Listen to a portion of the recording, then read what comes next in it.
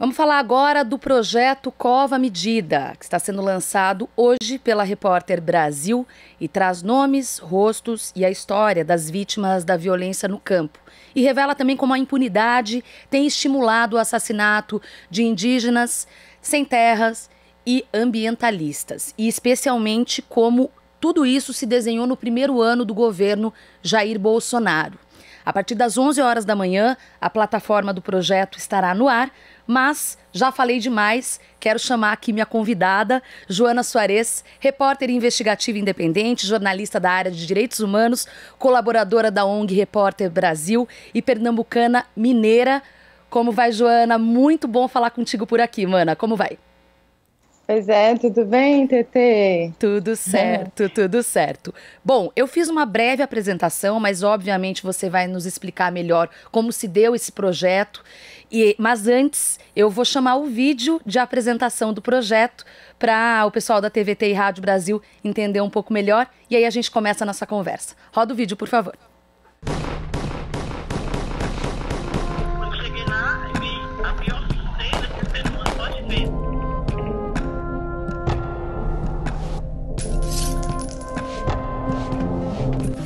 Nós não queremos essa violência. Nós queremos apenas demarcação de terra. Eu não sabia qual era o tamanho da dor de perder alguém que a gente ama.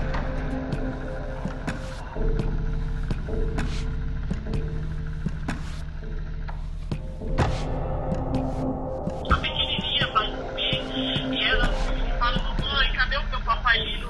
E eu digo que ele foi para o céu. Dói demais. Uau! Joana, ontem, quando eu recebi esse vídeo, né, pra gente, eu soube primeiro com muita alegria que eu ia poder falar sobre isso aqui na Rádio Brasil Atual, e eu me arrepiei, porque é algo tão antigo, o problema da terra, a violência no campo, e como é importante esse projeto todo que você está integrando e que a Repórter Brasil está colocando no ar. Mas para a gente começar, queria saber sobre como foi esse processo de apuração, a seleção das histórias. Eu sei que geralmente a gente tem base com relação a conflito rural, né, a essa questão da luta por terra da CPT, que faz, a Comissão Pastoral da Terra, que faz esse monitoramento, mas vocês foram além, né? Como que conta um pouco pra gente como foi esse processo da seleção das histórias, da apuração e o que estava em jogo, o que está em jogo, melhor dizendo, no projeto. Então, obrigada, Tetê, antes de mais nada, bom dia a todo mundo aí, muito obrigada pela oportunidade, né, de divulgar o projeto, porque realmente a gente estava numa expectativa muito grande, porque foram muitos meses de trabalho, envolveu muita gente, né, e é um resultado, assim, às 11 horas vocês vão ver, mas o resultado está incrível em termos de impacto, de cuidado no trabalho mesmo, do que a Repórter Brasil, como sempre vem conseguindo fazer nesse país, né, de grandes reportagens com denúncias, com impacto, e essa foi baseada, como você falou, no relatório da Comissão da Pastoral da Terra, que faz esse relatório anual das mortes no campo, e no ano passado a Repórter Brasil decidiu investigar cada uma dessas mortes. Então, por isso que a equipe são mais de 20 pessoas, entre repórteres, editores, e eu fui uma das repórteres, eu investiguei 3 assassinatos. No total foram 31 assassinatos em 2019, que foi o primeiro ano do governo Bolsonaro, e o que choca mais é porque todos eles ficaram impunes. Apenas um teve conclusão do inquérito pela polícia, mas ainda assim a família questiona esse inquérito, e aí depois eu explico mais sobre isso, porque foi até o caso que eu investiguei.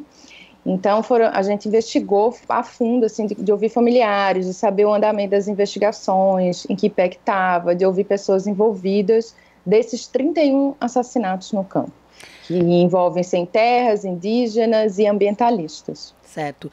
Joana, então eu queria que você detalhasse um pouco esses 3 casos, né? Sobretudo esse que você mencionou, que teve uma conclusão, mas até uma conclusão que não traz reparação, que não traz conforto, né, para quem fica. Exatamente. E, na verdade, hoje, tá fazendo 2 anos da morte de Rosane Santiago, que foi esse caso especificamente, que é inclusive mineira, mas ela morreu na Bahia, ela defendia, tinha uma defesa ambiental grande na Bahia, e foi o aniversário dela também essa semana, então, assim, o especial estreia nesse momento, e que a família dela tinha até me procurado, porque eu entrevistei eles no fim do ano passado e comecei a apurar as investigações. E agora, em janeiro, a família dela até tinha me procurado dizendo isso, assim, que eles queriam, como estava perto dos 2 anos, aí gera todo esse sentimento na família, né, de luto, de revolta, porque a mãe deles não teve a justiça que eles acreditavam que deveria ser feita. O caso foi concluído pela Polícia da Bahia como latrocínio. Nossa. Mas Rosane morava numa casa simples, ela estava só com celular e computador de valor, e ainda assim o computador nem foi roubado, foi só um celular. Mas um rapaz se entregou, confessou o crime, e dizendo que tinha sido para roubar, para drogas, enfim. E eles têm certeza, os filhos, que não, questionou isso formalmente a polícia, mas o inquérito foi concluído dessa forma. E os filhos sabem da luta da mãe, né? Sabem que descobriram depois que ela estava sendo ameaçada, tinham encontrado com ela no Natal, sentiram ela muito nervosa, mas não sabiam o que era, e perceberam depois da morte, depois ficaram sabendo das ameaças que ela vinha recebendo, que ela já tinha feito denúncia, enfim. E eu tentei investigar a região lá onde ela mora, onde ocorreu o crime, né, no litoral sul da Bahia, em Nova Viçosa, e sim, muito difícil a investigação, sabe, Tetê, tu que também já apurou muitas reportagens assim, sabe o quanto que ainda difícil que as pessoas falassem, as pessoas com muito medo, ninguém queria se comprometer, ninguém queria falar. Então, para mim, ficou a sensação de que o silenciamento de Rosane funcionou ali, sabe? Sim, sim. Porque ninguém estava mais querendo falar sobre nada desse crime, e a luta dela se encerrou, o que é mais triste, né, assim, porque além de a gente ter ambientalistas, pessoas que estão defendendo a nossa terra, nosso meio ambiente no Brasil, essas pessoas são silenciadas, e as lutas também, né? Porque é o que você falou, né? São vários apagamentos, né? O apagamento da história, o fato de, em muitos casos, isso ser mais um número, né?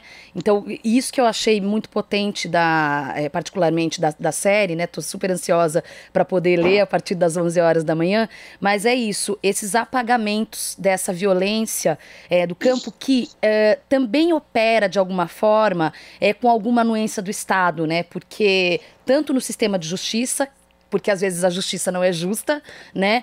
Como até na participação de agentes públicos, né, Joana? Eu não sei se nos casos que vocês apuraram, que você apurou desses 3, há indícios ou envolvimento de agentes públicos, mas a gente sabe um caso emblemático, que a gente até falou bastante aqui, por causa da prisão do Vargas, do advogado do Pará, é a chacina de Pau d'Arco, que havia envolvimento da pistolagem do Pará com policiais, civis, militares, enfim. Milícias, né? A gente fala tanto da milícia do Rio de Janeiro, mas esse tipo de organização do conluio, de certa forma, desses agentes de Estado, acaba acontecendo também nos conflitos agrários, nos conflitos de terra. Teve esse indício? Tem alguma, nas apurações que você fez, nesse sentido? Então, nos casos que eu apurei, um deles no Maranhão, do Francisco, no interior do Maranhão, em Zedoca, que chama a cidade. O Francisco, ele era envolvido muito com política também. Ele era do PSOL, do PCdoB, então ele denunciava muito políticos da região, prefeitura e outras pessoas. Então, a irmã dele, com quem eu conversei, o caso dele não tem nada de investigação, nada. Eu não consigo, assim, não avançou em nada, ainda na fase policial. E foi em 2019, acho que é importante dizer, é isso? Todos os casos em 2019, exatamente. Nossa. E nosso levantamento é atualizado até o dia 20 de janeiro aqui desse ano. Tá, entendi. E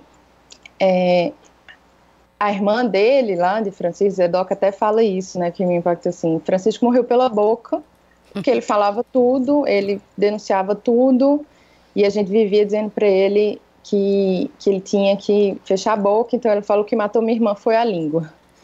E é isso, assim, não dá para, obviamente, assim, como as investigações não avançaram, a gente não sabe quem de fato tem envolvimento nesse crime. Certo. Mas existe esse indício.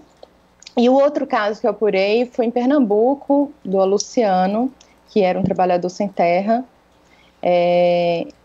que para mim foi o caso que mais me impactou, porque eu conversei com a mulher dele, que ficou com 3 crianças pequenas, sozinha, passando muita dificuldade financeira, porque tem isso, né, de ter, assim, os órfãos que ficam, a família que fica em dificuldade, que além de silenciar uma causa, silenciar uma pessoa, uma vida, você ainda afeta toda uma família. E no caso do Luciano, ele tinha muitas pessoas que o seguiam, ele era um líder muito querido no movimento Sem Terra, no interior de Pernambuco, e ele ficou 9 anos preso por um crime que ele não cometeu, e ele foi solto, inocentado, depois de 9 anos de prisão.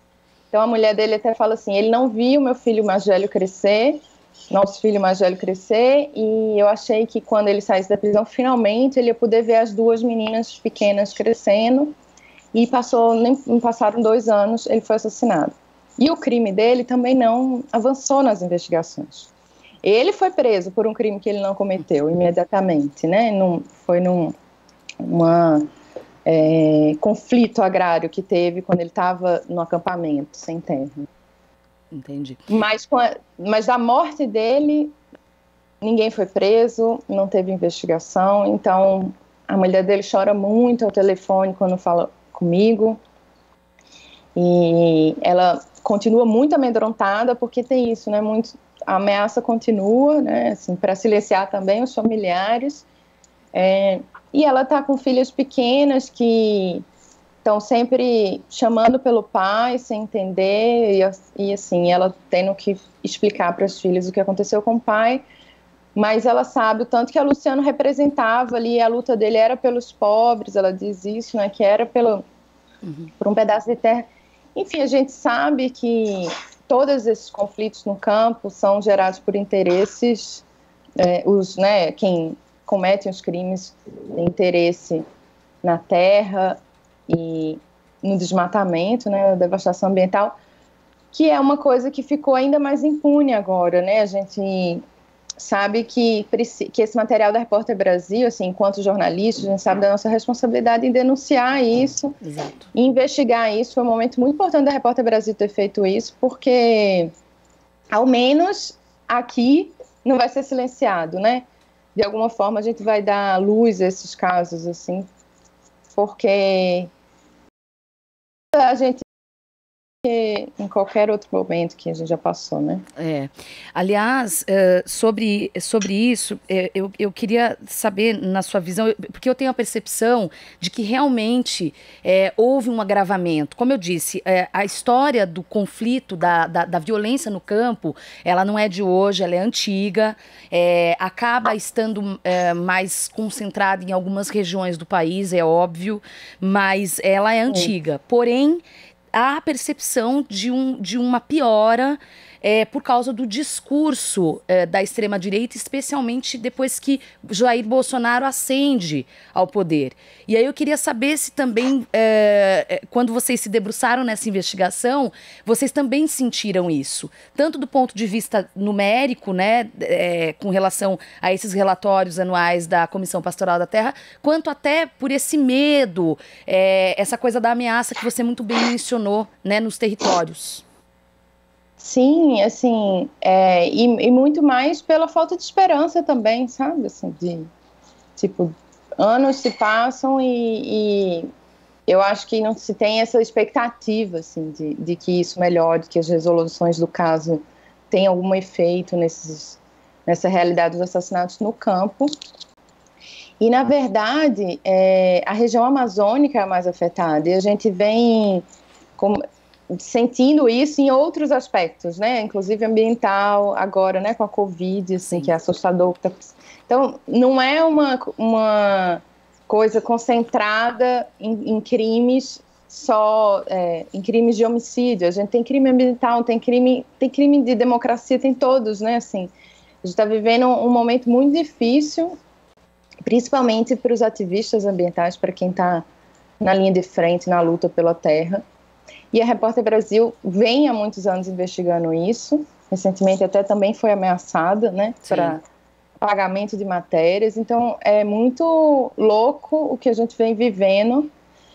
Até nós, jornalistas, precisamos nos proteger extremamente. A gente também sabe dos riscos que quem está denunciando esses casos corre. Então, e a Repórter Brasil nunca vai deixar de fazer isso, né? Eles sempre deixam isso muito claro, porque estão há mais de 20 anos, né, fazendo isso.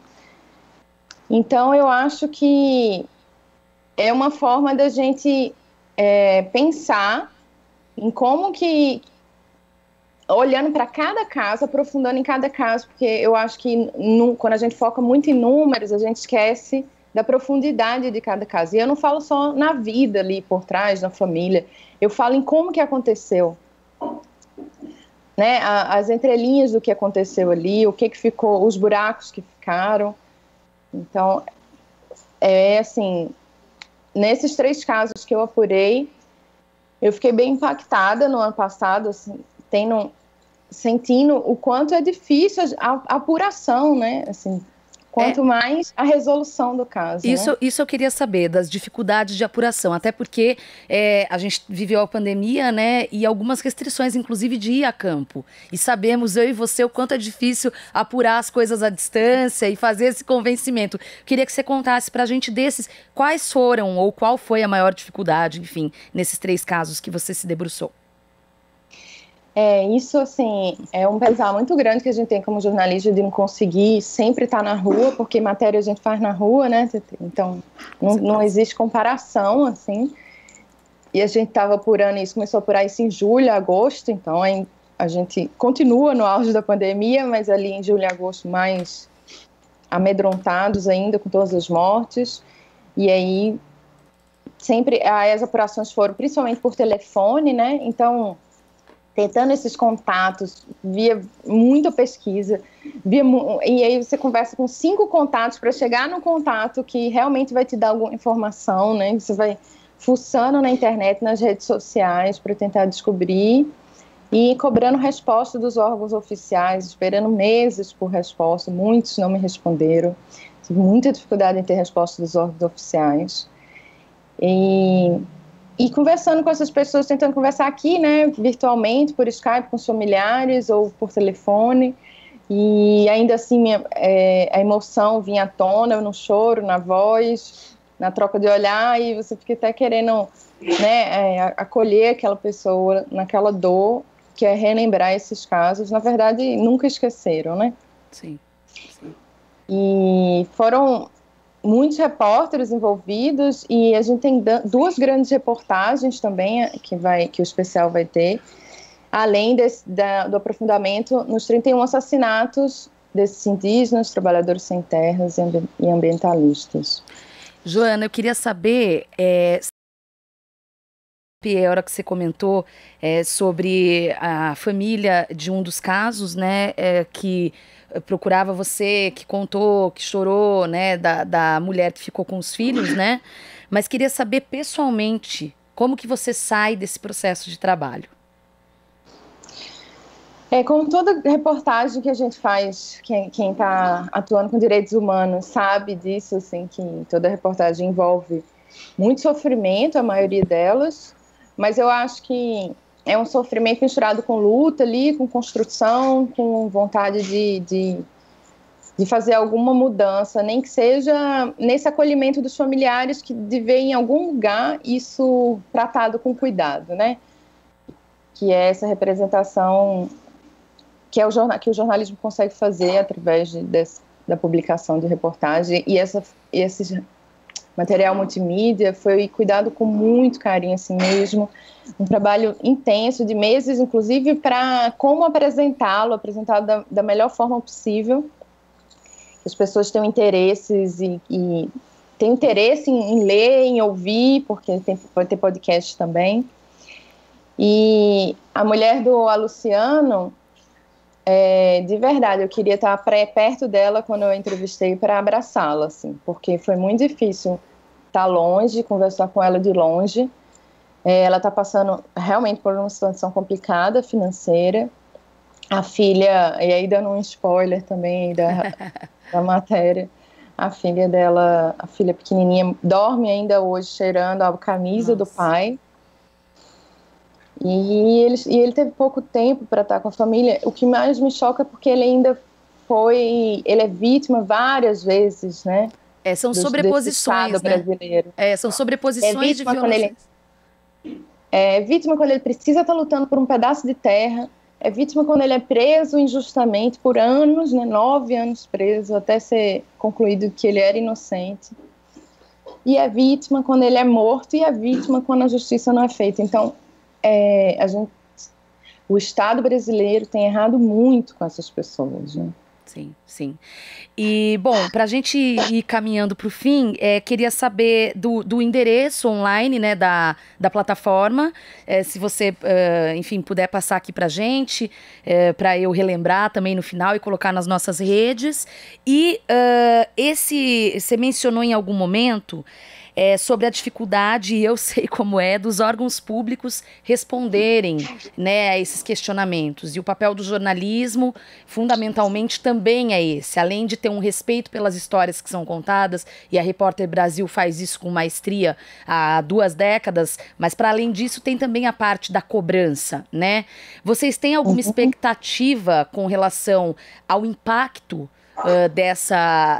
desse projeto, com relação a alguma mobilização pelo governo, ou diante dos fatos existe mais uma desesperança? Como que a equipe vê isso? Com certeza, assim, eu acho que tudo que a Repórter Brasil faz, ela espera que em alguma medida impacte o que está sendo dito ali, já impactou várias vezes em várias reportagens, teve retornos tanto de mudança política como de alguma investigação iniciada pelo Ministério Público, né, oficialmente. Então, eu acho que o especial chama Cova Medida, né? Tá. Então, que é até uma relação com João Cabral de Melo Neto, conterrâneo. Uhum. Que é isso, né?